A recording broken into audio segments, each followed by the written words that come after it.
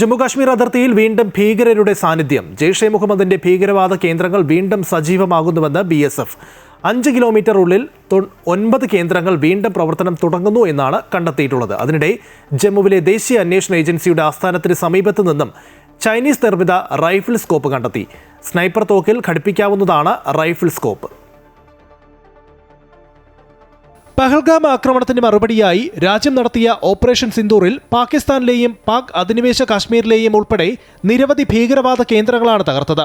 എന്നാൽ മാസങ്ങൾക്കിപ്പുറം അന്താരാഷ്ട്ര അതിർത്തിയോട് ചേർന്ന് ജെയ്ഷെ മുഹമ്മദിന്റെ നേതൃത്വത്തിൽ ഭീകര താവളങ്ങൾ വീണ്ടും സജീവമാവുകയാണ്. കേന്ദ്ര ഏജൻസികളാണ് ഇക്കാര്യം വ്യക്തമാക്കിയത്. മസ്പൂർ, ബജ്രാഗർഹി, ചോബ്ര, സർജോൾ തുടങ്ങി 9ഓളം ഇടങ്ങളിലാണ് ജെയ്ഷെ മുഹമ്മദ് കേന്ദ്രങ്ങൾ വീണ്ടും സജീവമാകുന്നത്. ഈ മേഖല കേന്ദ്രീകരിച്ച നീക്കങ്ങൾ നടക്കുന്നതായി BSF ആണ് വ്യക്തമാക്കുന്നത്.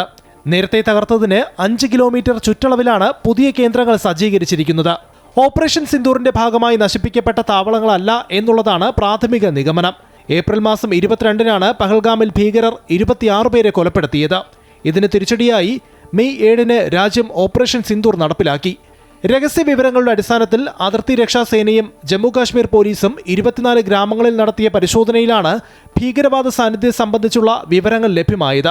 ഭീകരവാദ സാന്നിധ്യം വ്യക്തമായ പശ്ചാത്തലത്തിൽ നുഴഞ്ഞുകയറ്റം തടയാൻ നടപടികൾ സേനാ വിഭാഗങ്ങൾ ശക്തമാക്കി. അമൃത ന്യൂസ്, ന്യൂഡൽഹി.